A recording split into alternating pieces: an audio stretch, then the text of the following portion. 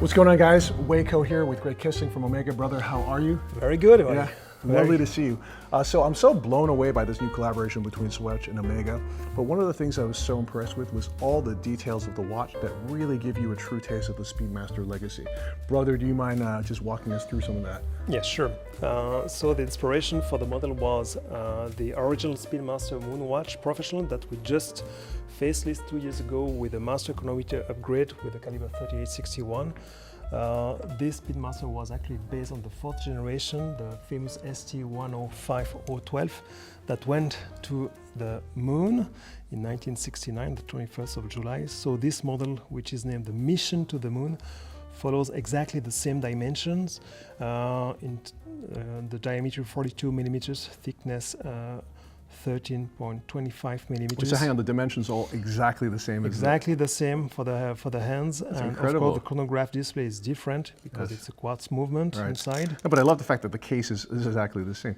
Now, did you have to make an all new kind of casting molds in order to get like the lyre lugs, to get the bevels, to get all that? Yeah, so what we did, we made a tomography of the original Speedmaster MoonSwatch Professional in order to reproduce the 3D file, and then we had to produce the mold in order to do the injection process made of bioceramic. Wow. Bioceramic is a mix of 2/3 of oxide of zirconium and the rest being a binder, a polymer, giving the color of the case. Can we see the case back? Because you were saying that's a step case back as well. Yeah, you have the double bevel case back. That's but insane. It's not really a case back. The case back is actually integrated to the case body. So it's a kind of monoblock case. And that's the battery cover? The battery cover is here, and you can see here the boot print. The boot print is located at the Tranquility C. Oh, that's cool. The moon landing site. So that's just like the 50th anniversary of Apollo 11. Exactly. Dude, exactly. So I want to talk to you a little bit about all the speedy cues that we see here. Okay, so first of all, we see there's a step dial. You see here the step dial just close to the minute track. Dude, that's insane. Yeah. And then you've got a dot over 90, right? Yeah, we do have the dot over 90, the diagonal 270 as well. Wow. So we use the digital printing technology to produce also the battery cover. Dude, that's insane. And then regarding the hour markers, we use the same type of superluminova, which emit in green.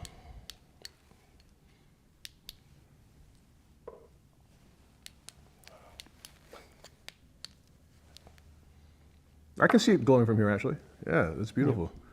That's fantastic. Okay, so let's look at some of the other watches from the collection as well. Can we look at the Mars watch? Because this reminds me of the Alaska project. Dude. Exactly. The Alaska project was developed for resisting to the extreme temperature you can find on the moon, but also on Mars. And we had to develop a very one-of-a-kind red bioceramic. Oh, wow. And then you've got the capsule-shaped hands as well for the chronograph stuff, right? Actually, the shape came from the Gemini spacecraft, not the Apollo. Yes. Yeah, and we also use exactly the same white varnish we have on the reedition of the Alaska project. Really? Yeah, 2008. Exactly the same white. Yeah. And you can see here the Duo logo on the crown, which is also injected in bioceramic. Amazing. And then the space suit ready Velcro strap. Dude. With the mission to Mars, to Mars, which is printed on it. Amazing. And then let's take a look at the watch with the orange hand inspired by the Ultraman. Yeah, Ultraman inspiration for the mission to Jupiter model. Yes. For the chronograph display, but also for the tachymeter wording on the bezel. Yeah. Dude, I love that. It's a little touch of orange because, you know, Jupiter has an orange which has the same size as the Earth. That's incredible. Look at the shape of the crystal. I love that. Wow. So even the crystal shape is almost exactly the same. Exactly the same shape. That's so cool. Can we see the Saturn watch? Yeah, sure. Saturn, which has actually 14 rings. So we play with these rings on the subdial at 6 o'clock, you know, also with the digital printing technology. That's so cool. Yeah. Dude, I love that. And the Pendalook also on the other two subdials. So what we see is the configuration for a quartz chronograph, right? Yes, correct. So I mean, I guess that's the immediate clue that you can tell. But I mean, again, at 250 Swiss francs, it's crazy. 250 francs. Mission to Uranus is also very nice with a very nice pale blue color, bioceramic, perfect It's nice matching. for coppery in the summer. Exactly, You know? Capri, perfect. Exactly. Very nice matching dial. Nice. And then let's look at Neptune, because I love the color blue, and that color blue is absolutely stunning. Right. Neptune, which is which is a very cold planet. That's beautiful. Yeah. Also a very a new blue, dark blue bioceramic. That is material. beautiful. I love that, man. And then You see here on the Speedmaster wording and the MoonSwatch. The S of MoonSwatch is linked with the color of the case. Dude, that's sick. And the buckle as well is also produced in bioceramic. Really? Okay, cool.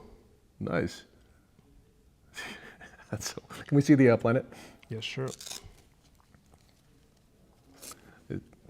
That is amazing, dude. So the name of the mission is always printed on the case back, and Incredible. then you have the battery cover, also made with the digital printing technology. Amazing. And then let's take a look at, which one is that one? And this one is Mercury. Mercury is actually the closest planet to the Sun. Right. Plus 169 degrees Celsius on the surface. Dude, Mercury is badass. Yeah, we introduced here. Dude, that's gorgeous. Yeah, anthracite bioceramic material. I love that watch. And look at the two-tones dial. Dude, that's sick. Yeah. So, gray background and the black subdials and the minute track. Mercury, I like Mercury, dude. Yeah. Mercury's. And I guess we have to look at the sun, right? Of course, the Sun, which is our star. Indeed, sir. Born 4.5 billion years ago. Indeed. And you say, what I like about this is you've got a metallized dial that's also got a sunray finish. Exactly. A sunray for the sun, So which we is do great. have here a sunbrush finish starting from the center of the dial. Right. You see here the little step, and we played with a very nice combination of yellow, white, and orange touch. Dude, that's insane. As well, the same type of orange as we have on the Ultraman. That's insane. Inspiration. And then, the cover also very interesting. And Greg, if you don't mind, can we end with this watch with the beautiful burgundy bezel? Yeah, of course. Which reminds me of the burgundy from the 50th anniversary watch. Exactly, Right? you're absolutely right. This one is the mission to Pluto. Pluto is actually a dwarf planet. It's not anymore a planet, but we wanted to play with this very nice burgundy touch on the bezel, which remind you of absolutely the 50th anniversary, the re-edition of the first Speedmaster in gold. Yes, I have that. Yeah, I got that watch, dude. We produced for celebrating the success of the Apollo 11 mission. And Greg, you were telling me that the subdials have the same azurage that you have. Exactly. If you go closer to the subdial, you will see that we have azurage or circular pattern, which has exactly the same step. We actually use the same tool for producing the three subdials as the professional MoonWatch. That's insane. The step has 0.10 millimeters. That's insane. I love it. Gap. Greg, thank you so much, You're sir. welcome. I have to really congratulate you, because it's like for the dudes that love Speedmasters like myself, like I love all the little cues. Oh yeah, and I love the one thing you're telling me about, because in the Speedmasters you've got the Omega symbol underneath the Hesalite, and here you've got the S under the crystal as well. That's correct. So I love this all. It's so dope, and really congratulations, brother. Thank you. Thank you. There, Speedmaster.